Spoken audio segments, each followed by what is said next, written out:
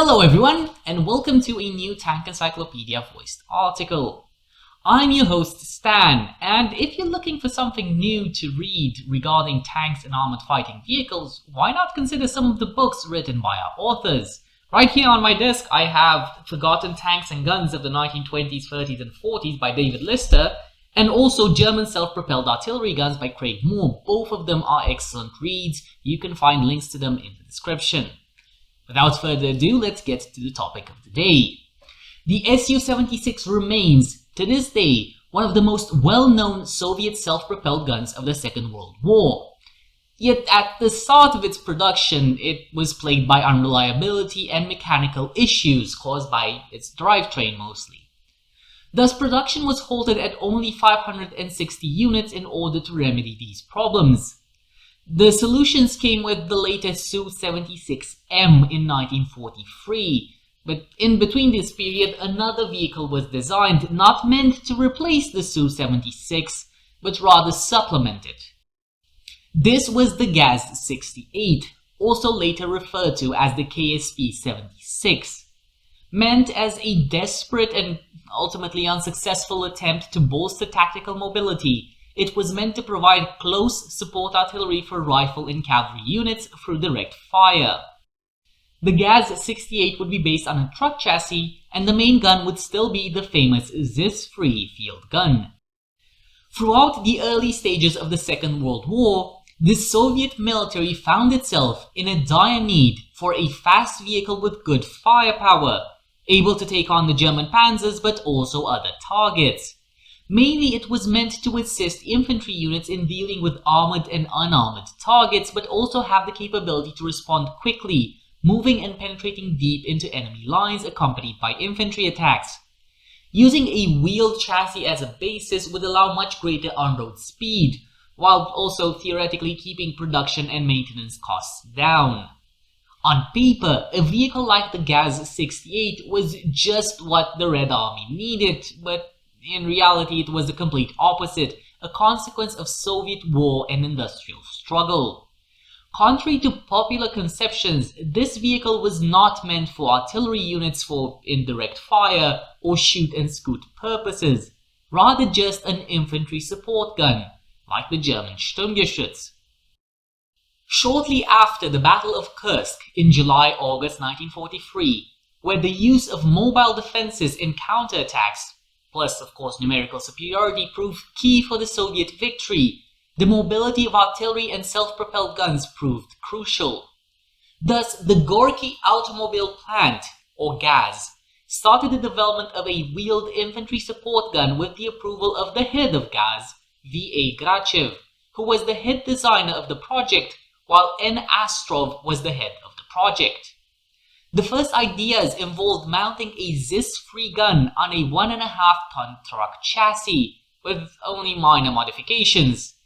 It was literally just a gun plopped on a truck chassis with everything else stripped out except the engine and the wheels.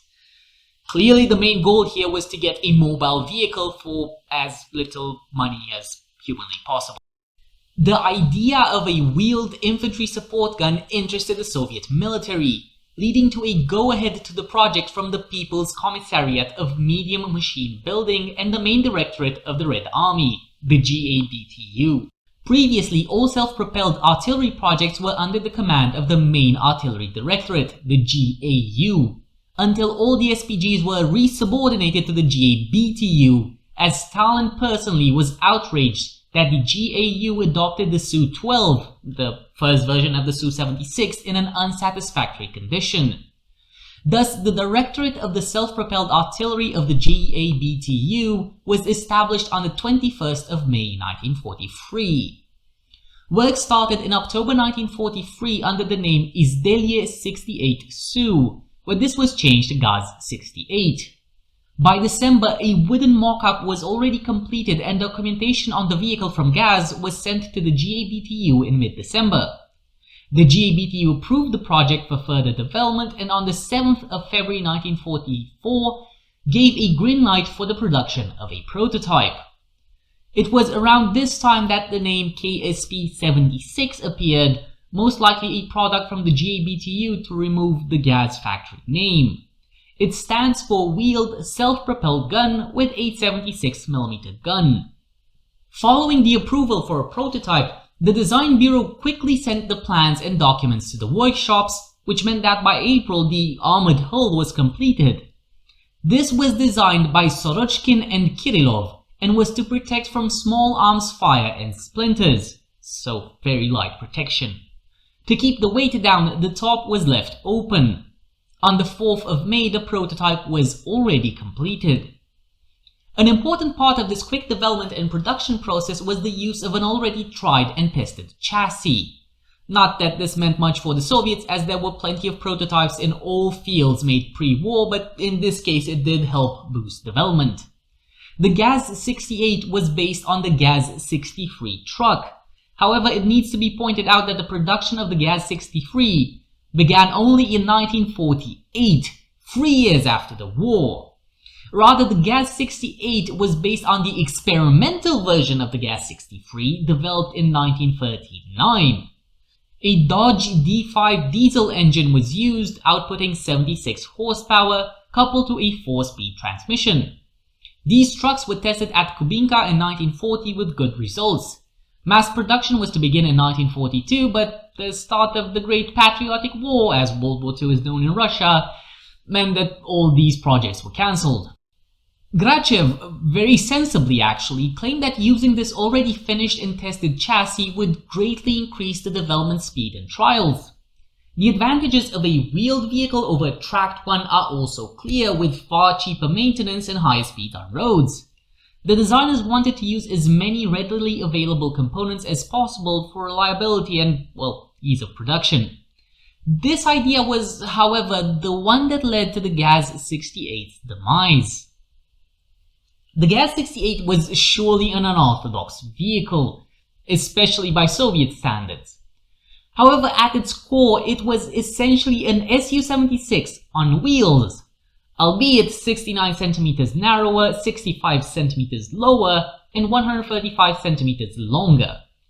The superstructure was very thinly armored, made from a simple box and with no roof. The gun was mounted slightly behind the front wheel axle, and the driver was located to the right of the gun, with the gunner to the left. Ammunition was stowed to the sides of the casemate and behind. Thanks to the long wheelbase, the vehicle was very low to the ground, ideal for ambushes and camouflage, but also offered good stability. The engine was located at the back over the rear axles. The design was rudimentary and simple, allowing for a very cheap vehicle to manufacture, if the situation of Soviet truck plants was not as disastrous as it was. The top could be covered with a tarpaulin to protect from precipitation and wind and not enemy fire. 2 large fenders would protect the front wheels. As a result of the lack of resources, automotive plants were forced to take shortcuts during production, such as fitting just a single headlamp. On the GAZ-68, it was placed on the left side fender to not further impair the view of the driver. Coupled with the low-mounted gun, these give the GAZ-68 a very iconic look. The vehicle had a crew of only 3 very lucky persons: a gunner who also served as a commander and radio operator, a driver, and loader. The gunner was responsible for aiming and firing the main gun. He had 2 vision slits through which he could see, plus the scope of the ZIS-3 gun extending above the frontal shield. And if in doubt, he could just stick his head up to get a clear 360-degree view using a pair of binoculars or the good old eyeball Mark I. The gunner also had a panoramic sight at his disposal. Now, overloading the gunner/commander with so many tasks is unusual for the Soviets, especially in a late 1943 design, and it is noteworthy that there was also enough space in the vehicle to put a 4th crew member, although test reports claimed other crew positions were cramped. It is also worth mentioning that the Soviets had already suffered catastrophic human losses, especially in specialized troops such as tankmen. That might have been a deciding factor in going for 3 people instead of 4. As mentioned previously, the driver sat on the right. He had a slightly larger viewport to view out of compared to that of the commander. Oddly, the large steering wheel went above the viewport, which could have been inconvenient for taller drivers. The loader was seated behind the gunner/commander on a foldable seat. He had a ready rack behind him incorporated into the engine compartment and in front of the fuel tank, which was, very safe. But considering the overall protection or absolute lack thereof, it didn't actually matter that much. 41 rounds were stored there in horizontal position. 13 more rounds were stored on the other side vertically behind the driver. The crew also had 2 PPSH submachine guns for self-defense with 12 magazines or, 852 rounds. Because that's a very attractive idea, being in a wheeled vehicle with almost no protection and having to get out your submachine gun to protect yourself. Lovely. The armament of the GAZ-68, its main reason of being, was the trusty 76mm M1942 ZIS-free divisional gun, one of the most common guns within the Red Army at the time, and also the main weapon of the SU-76. The field gun was capable of both direct and indirect fire, although once it was mounted on the GAZ-68 it was no longer able to shoot at targets it couldn't see. Over 100,000 units were produced by the end of the war, and they saw service post-war with many nations. The gun had a range of above 10 kilometers and could use a variety of shells. The GAZ-68 would have most likely used the armor-piercing and high-explosive shells, but there were also armor-piercing high-explosive anti-tank, fragmentation and other shells available. Most shells weighed around 6 kilograms and had a muzzle velocity between 680 and 700 meters per second. On the GAZ-68, 54 rounds were stored in total. The position of the gun in such a low-profile vehicle affected its ergonomics compared to a regular field gun mount. The gun could only be elevated 15 degrees and depressed to -3 and had a horizontal traverse of 37 degrees, 18.5 to both the left and right sides of the gun. The gun was supported by a travel lock mounted on the edge of the frontal slope when on the move and, not preparing to fire. Despite the rather large compartment, the estimated rate of fire was 8 rounds per minute. The ergonomically well-placed ammo rack could have allowed an experienced loader to shorten the reload time even more. The vehicle lacked any secondary armament, which was a common defect in Soviet self-propelled guns, making them extremely vulnerable to close-range combat with infantry, exactly the type of engagements the KSP-76 was meant to tackle. I mean, you could always just take out your PPSH and... Sure. Who needs machine guns? They're overrated.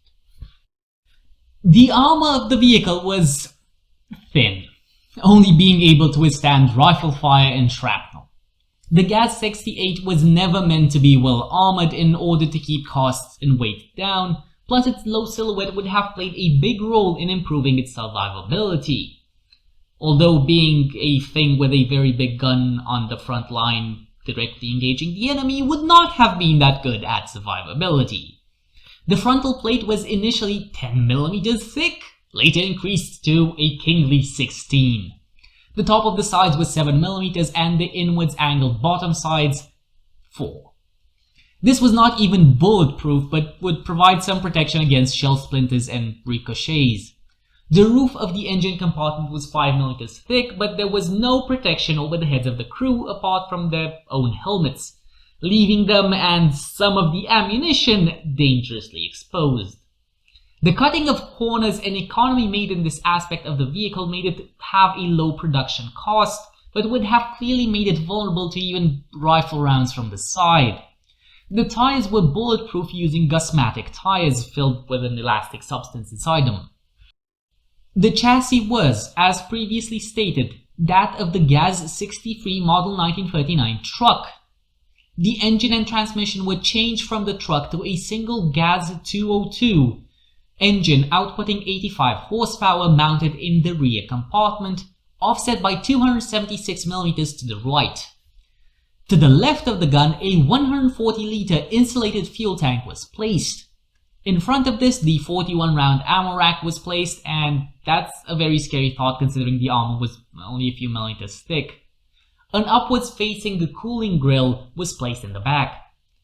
The transmission was a 5-speed manual, 4 forward, 1 reverse, coupled to both axles. However, the rear axles could be disconnected from the drive when not needed, such as on a long march and when just repositioning. The suspension was standard and common to the truck, consisting of just simple leaf springs and shock absorbers. As soon as the prototype was finished, it began factory testing around May 1944 and had finished tests by the autumn of the same year.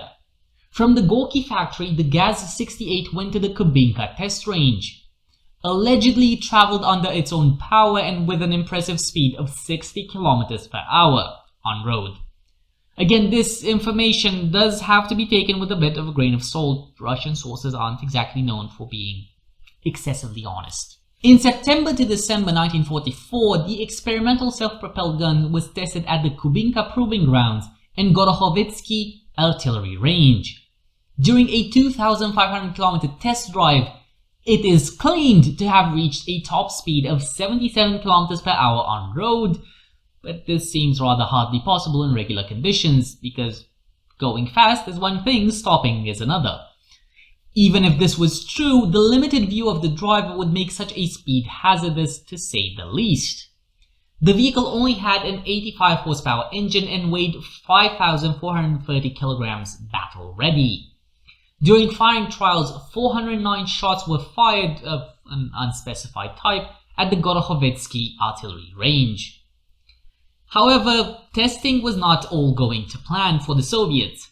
The original chassis took a hard beating and broke down frequently, putting into question the validity of the tests made at Kubinka of the GAZ-63. The drive shafts, gearbox, leaf springs, and the frontal axle suffered some form of damage. To be fair, the GAZ-68 weighed over 2 tons more than the original truck, with a far different weight distribution. But it was also noted that the crew compartment was too small and uncomfortable for some of the crew members, especially the driver, who was cramped up by the gun and the steering wheel. Again, the Soviets weren't exactly known for creature comforts. The small silhouette and profile of the vehicle were deemed as a plus. However, there were significant issues with accuracy thanks to the chassis and suspension, which made the ride very bouncy. This also caused the sight and barrel to become misaligned after driving. Off-road tests were also a mixed bag. On one hand, the GAZ-68 proved satisfactory. On the other, it was far inferior to what a tracked vehicle was capable of. No surprises there, but Russia isn't exactly known for the land of many good roads. Testing was finished by the 24th of December. The Military Council of the Armored and Mechanized Forces of the Red Army proposed to the State Committee on Defense to produce the initial test batch of 10 units at the GAZ factory and undergo Army tests. However, this was not achieved, and instead the project was terminated altogether. The situation of the war in mid-1944 was very different from that of a year earlier. The Red Army had been on the offensive for almost a year, pushing the Axis almost back to the pre-war borders, and the Allies had just landed in Normandy, sealing the fate of the war. The implementation of the GAZ-68 made even less sense then than it made before, and the questionable combat value it would have brought would far outweigh the industrial strain despite the seemingly cheap production price. Even before starting prototype production, the fate of the GAZ-68 was predetermined. The straightforward fact that it was based on a truck chassis, which for the designers certainly seemed like an advantage, but the industrial capabilities and resources of the USSR could not deliver.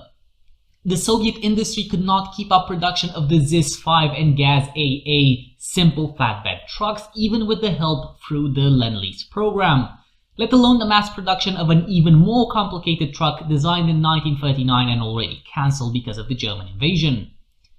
Automotive factories could not start assembly of a new, complex and relatively new design in the conditions that they could not even keep up production of simple models. It is important to note that both the ZIS-5 and the GAZ-68 were standard commercial trucks with little to no improvements for off-roading or any sort of military specialization. The GAZ-68 was also doomed through its design. The use of wheels would have given it faster speed on roads, but most of the Western Russian terrain was flat plains and forest with poor road connections. This is not to take into account the harsh conditions of thick winter snow or deep muds, where even tracked vehicles could struggle. The supply of tires before and during the war was also a big issue for the Red Army. While the situation to some extent improved during the war, they still relied on imported tires for around 33% of their needs. In modern eyes, a wheeled vehicle might seem superior as we now have many good roads and good infrastructure plus more advanced technologies, but this was Russia in 1943. The GAZ-68 was simply not compatible with Soviet military doctrine, industrial capabilities, and the terrain it was meant to fight in. Compared to the SU-76, the GAZ-68 was far cheaper to build and maintain, 55 centimeters lower, but with similar protection levels and firepower, in addition to the pros and cons of a wheeled vehicle. Whether the GAZ-68 was an improvement over the SU-76 is, well, up for debate, so let us know in the comments, but it clearly was not enough to justify the changing of truck production lines to new vehicles this late in the war for the Soviets. Maybe they were wrong, but most likely history proved them right. In September-December 1944, the experimental self-propelled gun was tested at Kubinka Proving Grounds, and the Gorokhovetsky... I actually said that right! I said that right on the first try, just seeing it.